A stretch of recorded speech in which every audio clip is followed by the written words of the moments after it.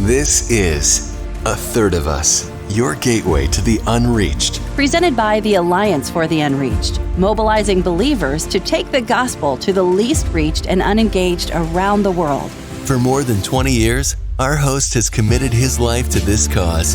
Here's Greg Kelley, CEO of World Mission. Well, hello, everybody, and welcome again to A Third of Us. It's a real privilege to join you. And as we've been doing these video podcasts, we'd love to hear your feedback on it. Are you liking them? Are you not liking them? What would you like us to see do differently? But I can tell you this, every time that we come to you with A Third of Us, we want to inspire you. We want to challenge you. We want to put a seed inside of you that challenges you and directs you maybe in a different trajectory as it relates to Jesus' last words. And those last words, of course, ends of the earth. You hear it all the time. Our name is in honor of that. We're a third of the world doesn't have access to the gospel of our Lord Jesus Christ. Doesn't it seem crazy? In 2022, a third of the world's population still remain without access to the gospel. And so what we try and do here on A Third of Us is bring you people who are really experts, people who understand this issue, people who are practitioners, people who have done it before, people with a lot of knowledge of what God is doing in the earth today.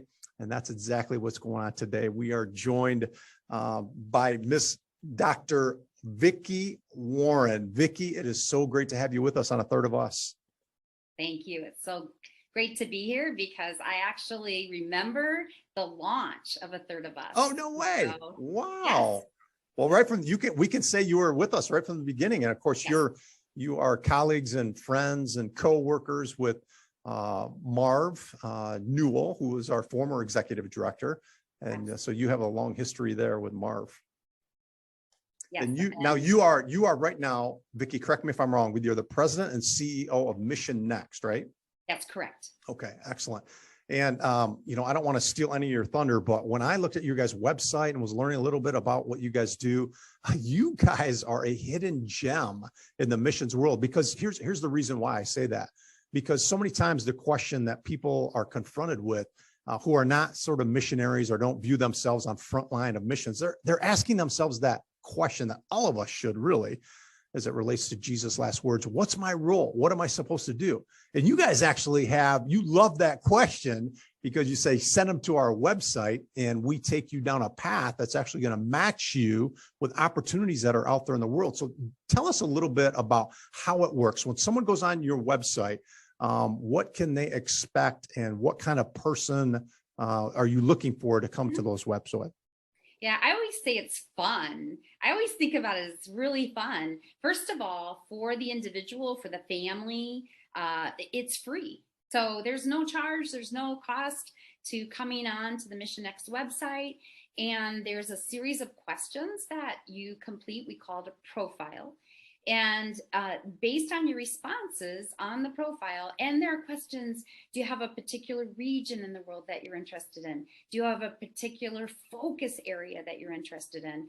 And you can go through and select, and you won't believe we have positions in every possible area that you can imagine. And when you fill it out, what happens is we have partners. We have over 100 partners. They're both sending agencies, mobilization organizations, international schools that we partner with who are looking for workers for the harvest. They're looking. Awesome. And so they go online and they complete their information and what they're looking for in the areas of the world that they serve in. And it's really exciting because it allows them then to look for high match candidates. Okay. Because they're matched through this algorithm that allows them to see individuals that may have the disciplines or the expertise that they're looking for. And, it's interesting because I was introduced to Finisher's Project, which was the launch of MissionNext in 2009. And I actually went online and I filled out a profile I wanted to see, and it was fun because it would show me that the matches I had, the service opportunities, the organizations, and I could read a bit more about them. And so I always tell people it's fun just to research, to look. There's no obligation.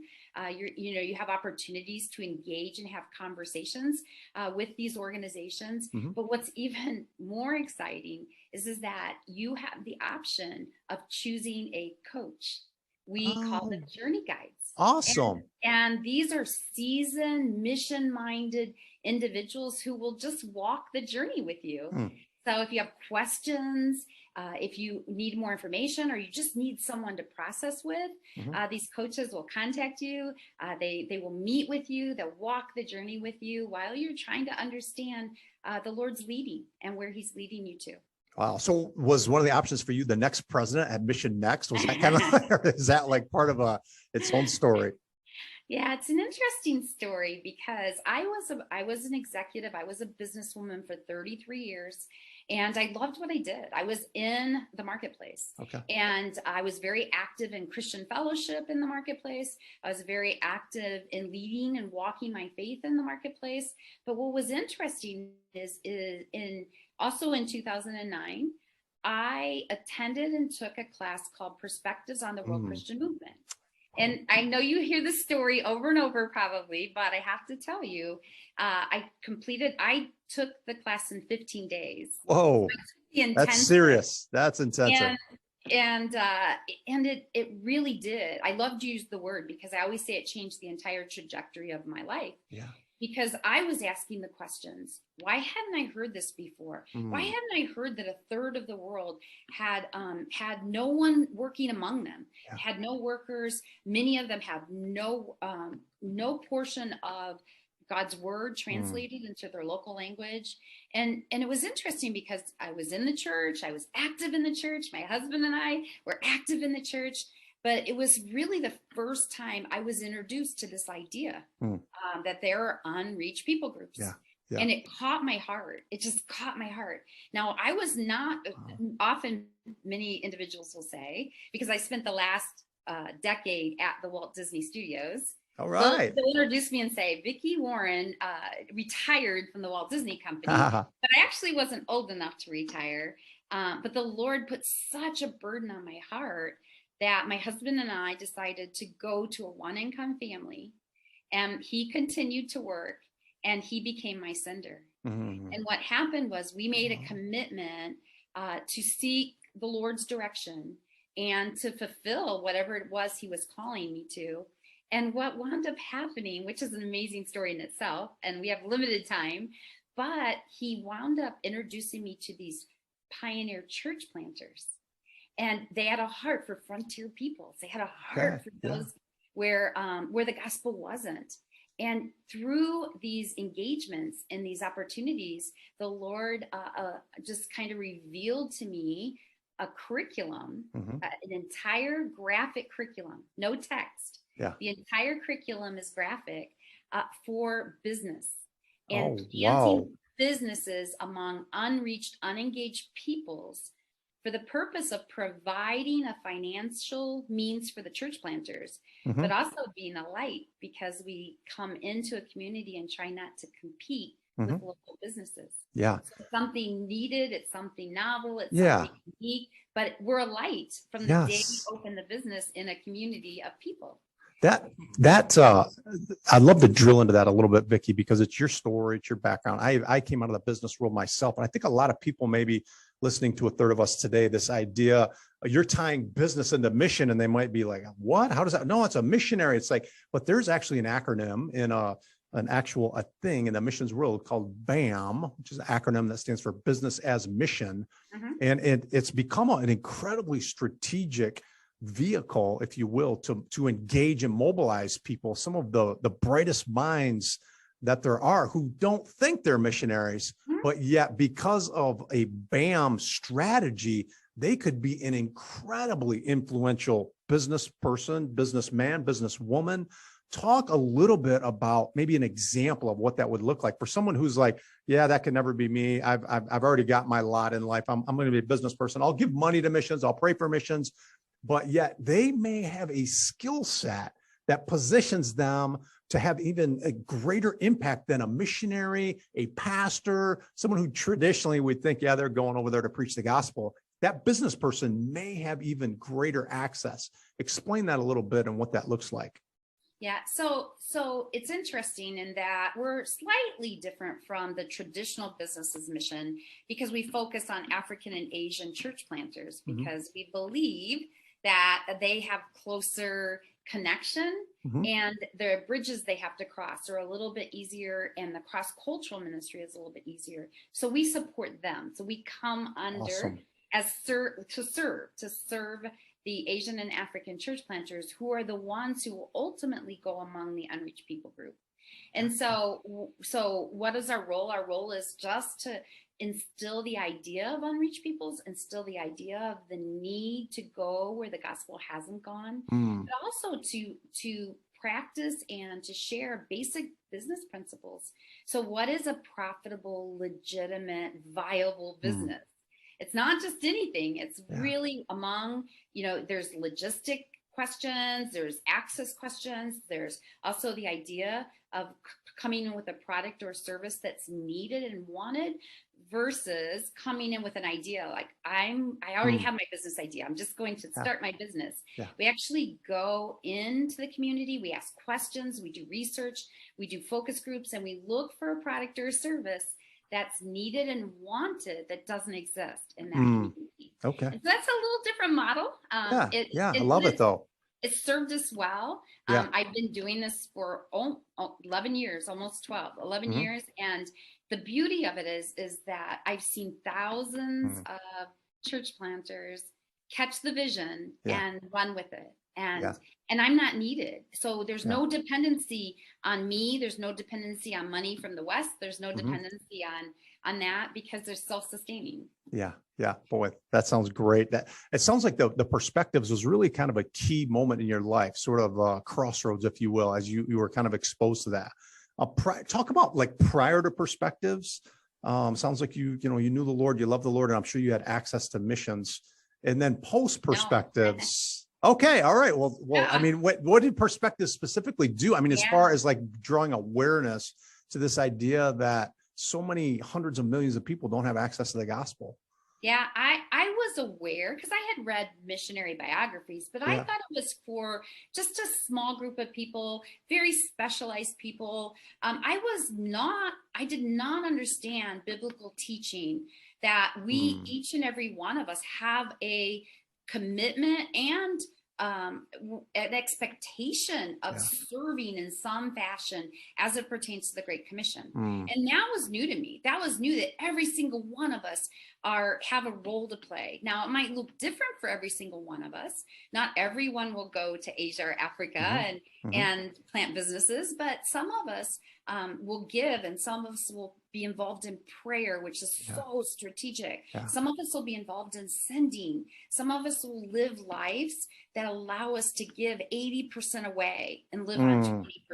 Wow. All of those are so strategic in the life of a believer. In the life of what I call a world Christian, we need to have those practices in our lives, those what I call kind of like our habits. And I didn't know that. I didn't learn that until I was much older in life. And now I became a mobilizer, because after perspectives, I became that individual who kept saying, oh, did you know this? You need to know this. Did you know that there are people who have no part of the Bible translated into their local language? Did you know there's a third of the people in the world who are still waiting? And so and that kind of transitioned over a few years. It transitioned into kind of becoming this apostolic mobilizer of just ringing the bell and going out and sharing the message, because I think that is an assumption we make that, oh, you've been in the church, you grew up in the church, you knew this. And the reality was, I didn't know this. I didn't know that there was that responsibility. I was very engaged in local outreach. I was very engaged in local missions. I was very engaged in evangelism. But when it came to global, and when it came to the idea of UUPGs and frontier people, I had never been exposed in my entire walk to that, the needs, to the concept, to the ideas. And yes, it completely changed that kind of trajectory of my understanding. Now, and I know you're going to ask, like, so how did MissionNext? Where did that play into all of that story? And I'll be honest with you, because I knew of MissionNext. I was aware of their ministry, their mission, their vision. They had a vision to see more workers raised up and sent out to be connected to the harvest. And I knew about it. But what was interesting is when they first called me and said, we're on a search, we're talking with a number of people. Would you be interested in possibly engaging in a conversation with our board of directors about serving as the next president? For me, my first response was, I love what I'm doing. I'm loving the mobilization and serving frontier church planters. And I just really was passionate. And so my first response was kind of like, probably not, probably not a good fit. And then, it was interesting because my husband heard us talking, and we hung up, and my husband said to me, did you pray about that? Oh, wow. So no matter what, no matter how old you are or how seasoned you are, right. Sometimes we forget the fundamentals, right? Yes, we do. Yeah. So I prayed, my husband and I prayed about it. We talked about it. My DNA is a natural mobilizer. That's kind of the way that I lean. But here's what I asked the Lord. I said, Lord, could I do both? Could I continue the Pioneer Business Planting support?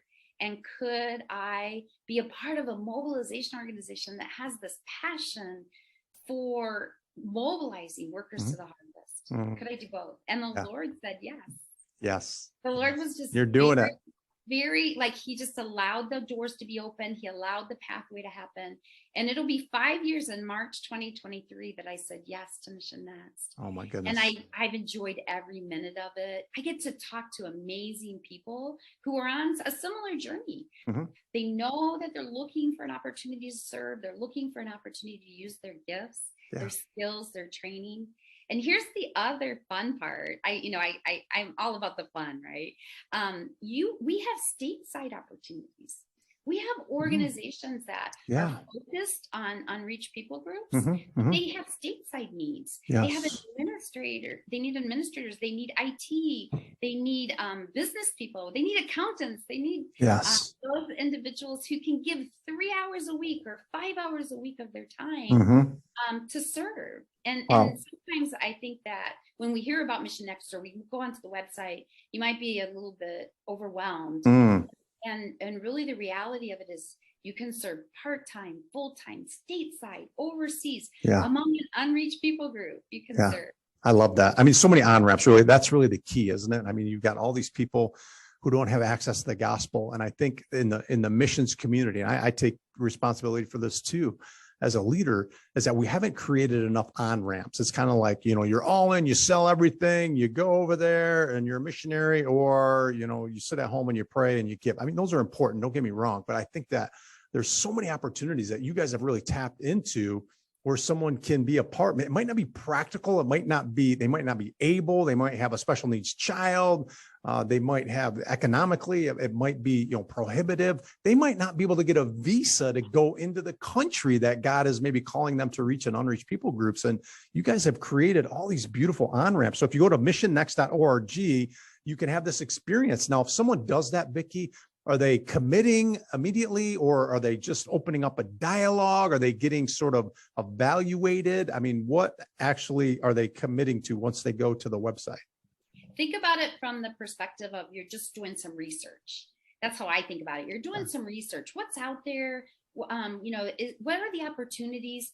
Even in the questionnaire, it asks you, when do you think that you would be available? And you might not be available for 3 years, and it's okay. You're just starting the introduction and you're starting your research. It's sort of like going to the library and trying to learn about a new subject or a new topic. And so we have needs, we have opportunities to start immediately. Many of our partners have a training program that you go through, or they have some type of a retreat that you need to attend, or they have workshops to prepare you. And so that's one of the wonderful things about what I do, because I get to meet all of these agency leaders, and I get to meet all of these international schools who are serving in all kinds of different environments and different regions. And so for me, I enjoy that. I enjoy hearing their stories. I enjoy praying for them, the work that they're doing, because they're the ones who are actually deploying onto the field. Our role ends once someone is connected. The fun part too is you can connect as a husband and wife. You can do a family. You can go as an individual. You can go as a single person. And so all of those questions are in the profile. And so that kind of helps facilitate your responses. That's the fun thing. The one thing I will share with you is many of our we call them candidates, our individuals, will check everything. I'll go anywhere. I'll do anything. I'll check every box. The coaches are so wonderful because they will talk to you and hear your heart. Because usually what we find out is they have a real desire. They have training in their medical professionals, and they have a real heart for a particular country. And so then we help them narrow their profile down, like to be more specific about really what is the Lord placing on your heart. And or we have teachers who come on and fill out a profile, but they don't want to teach. They want to maybe do something new, something different. And so you don't necessarily have to stay within your discipline or stay within your area of expertise, because there's so many needs out there for all types of servants. And speaking of needs, I'm sure as you guys are out there, you're working with over 100 agencies, you said, just really kind of a clearinghouse, friends. I guess that's the way I'd like you to look at it. As you go to the MissionNext.org website and get connected and have this assessment done, highly encourage you to do that. But I also want you praying for these guys. And I want you to hear from Vicky about maybe some of the needs that they have or some of the challenges that you guys are facing, just to make us aware. Vicky, what is on the radar?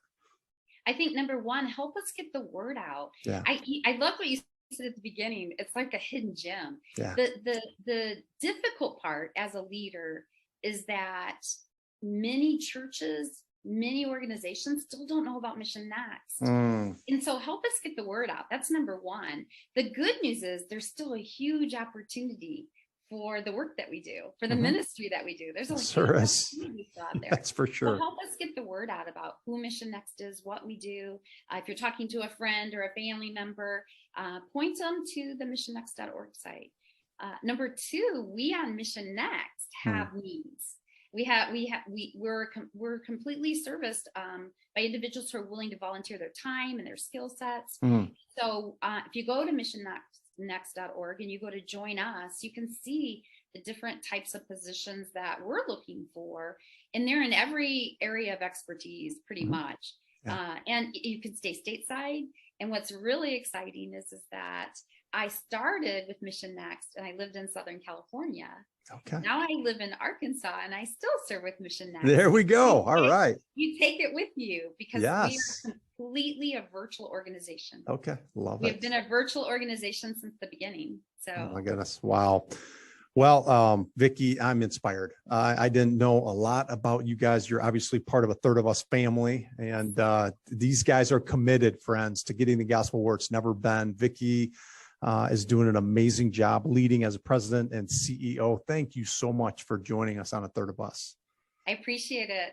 Yeah, that's great. Well, friends, that kind of wraps this up. I could talk to Vicky for another couple hours, but unfortunately, time doesn't permit that. I want to encourage you to go to the MissionNext.org website, learn about Dr. Vicky Warren and the great things that God is doing. And really, as important or maybe more important is for you personally. I mean, I think that they're committed to you as an individual, helping you find your place and the greatest story ever told. Well, so again, that does it for us, A Third of Us on this episode. My name is Greg Kelley. Go to athirdofus.com and you can learn about the amazing organizations, obviously MissionNext being one of them, but there's dozens of organizations that are a part of this. And again, it's about all of us recognizing, Vicky and I were talking about this. None of us can do this alone. None of us can do this alone. God has not called us to be individuals as we're dealing with the Great Commission, but to do it together, to do it in community, to do it in partnership, to show the bride of Christ, a united front committed to Jesus' last 4 words, which were the ends of the earth. And that's what we're all about. So God bless you, and we'll catch you next time on A Third of Us. This has been A Third of Us, your gateway to the unreached. Get involved in the movement, taking the gospel to the least reached and unengaged at athirdofus.org. Thanks for listening.